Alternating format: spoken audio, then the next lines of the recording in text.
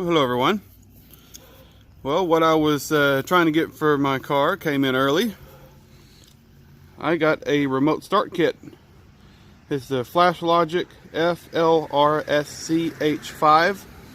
I believe they said this particular model fits Dodge Avengers 2008 to 2014, as well as many other Chrysler products. We need to go to their webpage to make sure of your particular model. But this is the one that said it fit mine, and about to have fun getting this thing put on. It's going to be so cool having remote start. Let's get at it. Alright, here we go. I'm going to kind of figure this out as I go. But I know this kick panel needs to come off first, so that's what I'm doing.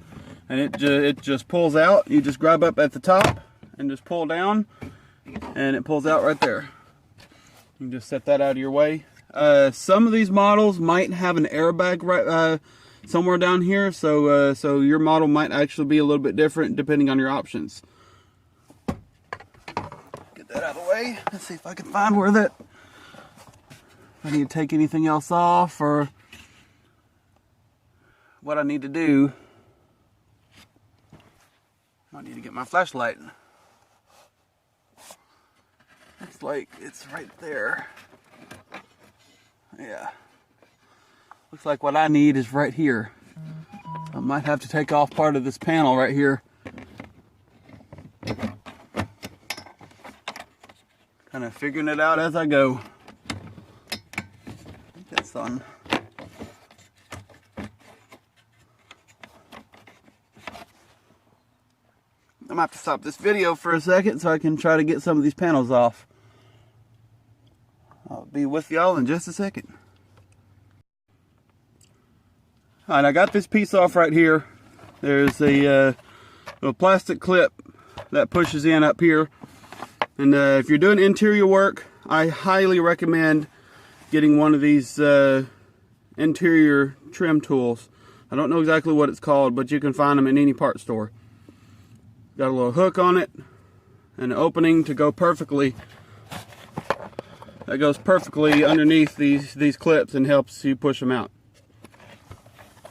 Get that out of the way. I believe this piece right here has to come out, so let me try to find the right Torx bit. Smaller than that. Nope, a bit smaller. Bigger. It's always fun trying to find the right one. No. I'll find it eventually. There you are. And it is a T20. The bit I'm actually using is actually a safety Torx, so because it has a little hole in it, but it'll work just fine.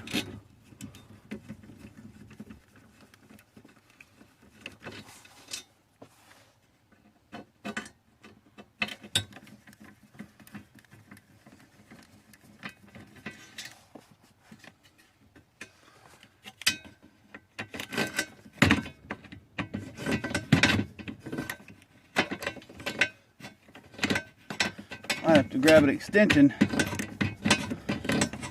There is. There we go.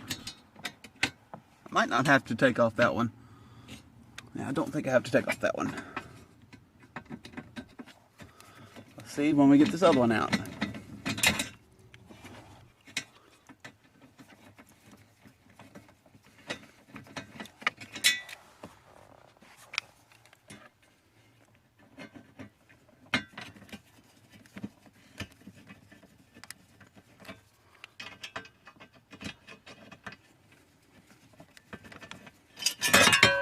There it goes. We can set that out of the way. I wish I'd be able to take this off right here, but it's actually made onto the structure of the dash, so that's not going to happen. I believe what I want is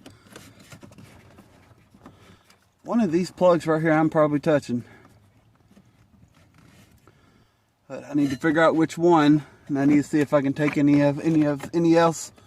more of these pieces off so I can get better access to it. So I'm gonna stop this video again so I can figure out what my next move is. All right, I found the plug I needed. It's actually right here. I don't have to take anything else off. But it unplugs, and to unplug it, there's actually a little plastic clip right here that once it's actually pushed in, this clip right here, if you can see it, this red piece right here is actually pushed all the way that way. You need to reach behind it and push the red clip all the way that way to get it to release the plug. So now that I got it unplugged, let me get the harness out. And excuse the mess on the floor. I know I need to vacuum. It's been a while since I've actually vacuumed.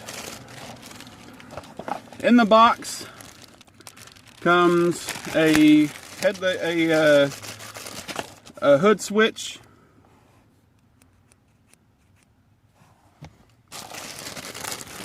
the wiring for the hood switch,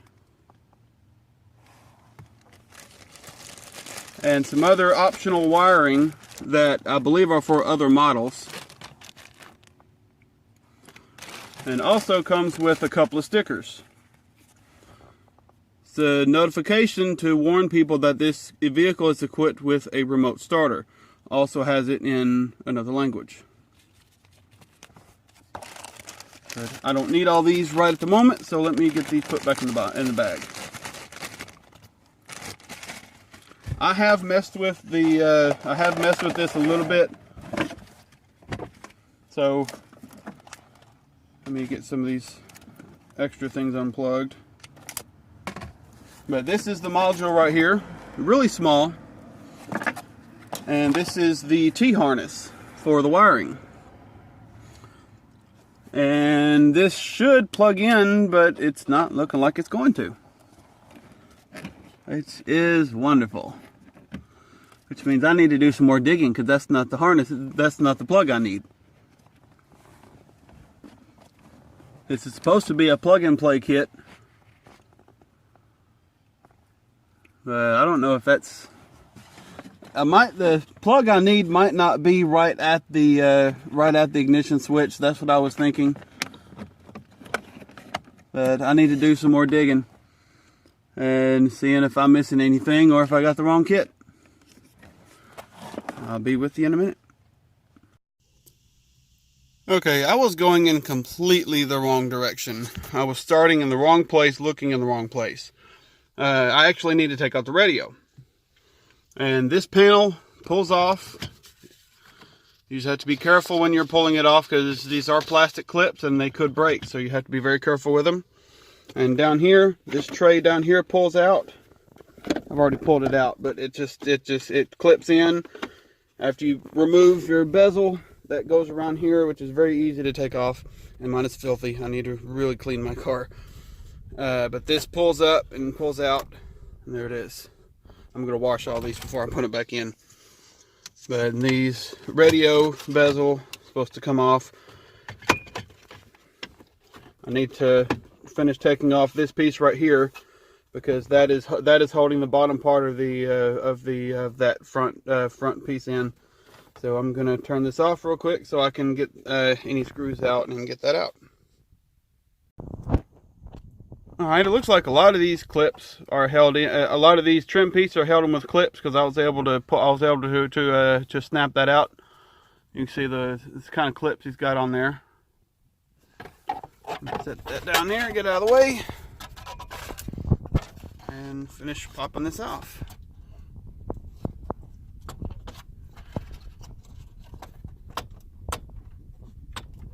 Hey, what? I'm going to turn off the video so I don't break anything.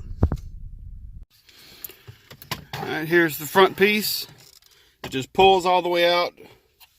To get the bottom piece out, I actually put my hand down here, and when I was able to pull on it and pull it out. But you can see the clips right there. So if you're not careful, you will break these. So now I need to get the radio out, and it should be this T20. Oop, not there. It should be these 4.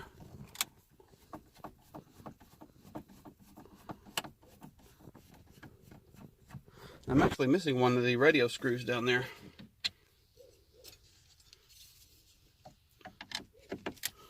This is good practice for when I actually do replace my radio, because I do want to replace my radio.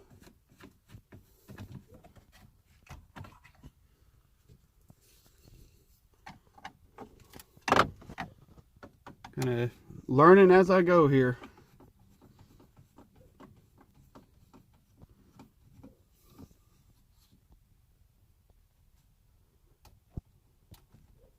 There we go. The radio should pull out. There we go. And this stuff unplugs, so I'm going to set the radio, set my phone down and find out where I need to go next. Alright, I did some research, and there's a gray box right, see, there we go, right here after you take the radio out, and the plug is on that gray box. You have to get to that plug from underneath somewhere. I'm still trying to figure out how to get to it, and that's where this T-harness actually plugs up to. So let me figure out how I'm going to get to that, and I'll get back with you. Alright, I got it connected. Took me a while to figure out how to do it. And I actually had to break some of this plastic. I had to take loose this whole panel right here, so I could break some of this plastic off. I got it. There's a piece of it right there, just to get to that plug. The plug is right here, and this covers all right there. So it's almost, unless you have very tiny hands, it would be impossible to get to that plug without taking most of the dash apart just to get to that plug. So I broke it. I broke the plastic and was able to get that pushed in, and I got it routed down, wiring going in, going up here, because I'm gonna have the module stored down there. But it's in. Now let me get it put back together and test it out. And I don't think I'm going to need any other wiring. But let me get this stuff put back together, and I'll see if it works. Well, I got it put back together, and as you can see, I did clean up a little bit, and it looks a lot better. But I followed instructions I got from the Flashlogic webpage on how to program the remote start module to my key fob, which wasn't really that hard. Just a matter of, I think it was opening the door, closing the door, putting the key in, and doing some other stuff. But wasn't really that hard. But if you want the exact procedure, you can go to the Flashlogic webpage and download the instructions for your particular model, because I don't know if it's the same across the board. Let's go outside the car and test it out. I got the module programmed. I got the module programmed to my key fob, and it says to push it 3 times.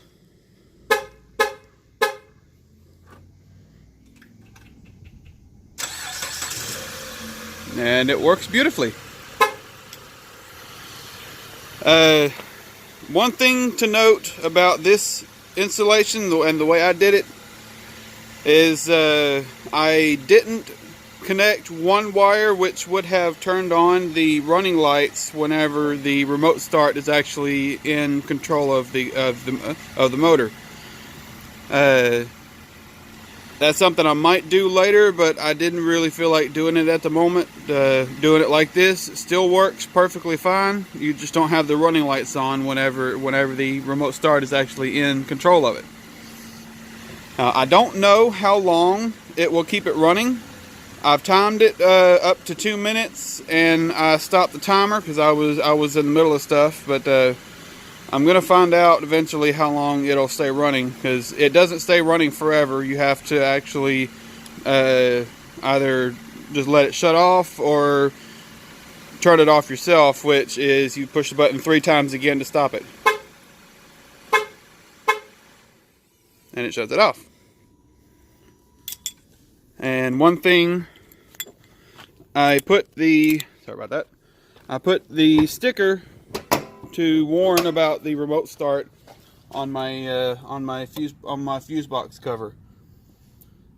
That way, it's always something that I'll keep in mind whenever I'm working on this thing. And before I went inside of the vehicle, I did disconnect the negative cable right there. The battery is actually right there, but you don't have to disconnect it right there.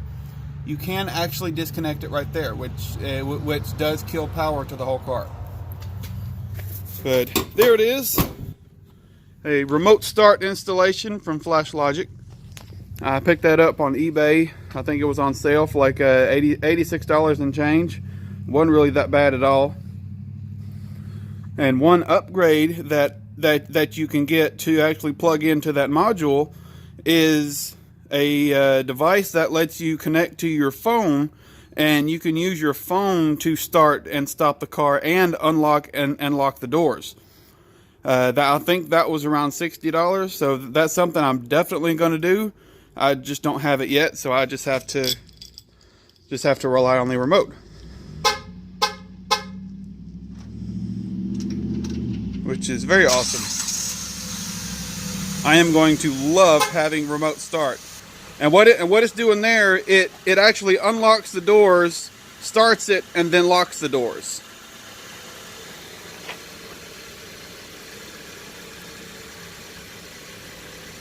I was hitting unlock, okay. And it stops it. See, let me show you. The door lock. Let me just get in the car.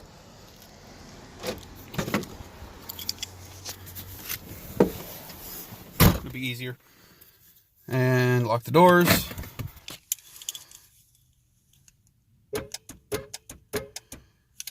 It unlocks, starts the car, and then locks it again. I don't really like that, but I can live with it, because whenever I'm starting it, I'm gonna be right there with it anyway, so it don't matter. And to take over, or to kill, if you want to kill the car, all you have to do is hit the brake pedal, and it stops the car.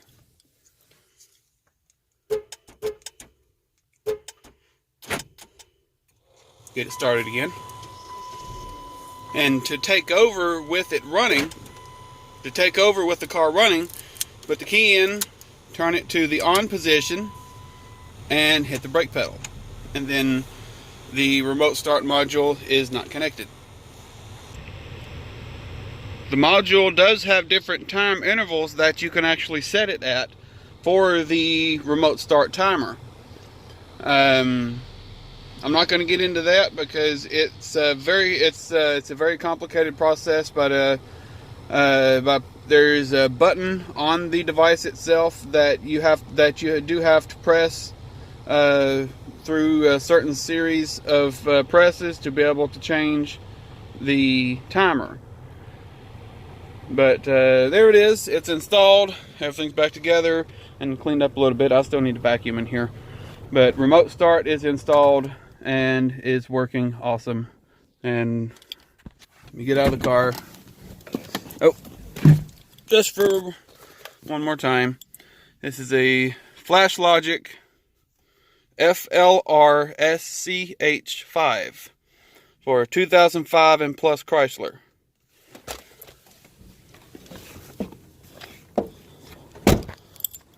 And one more time, because it's so awesome.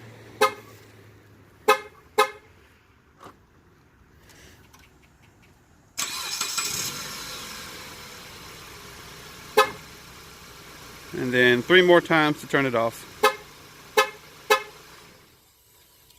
I love that. That's it. There's the install, and I'll see y'all later.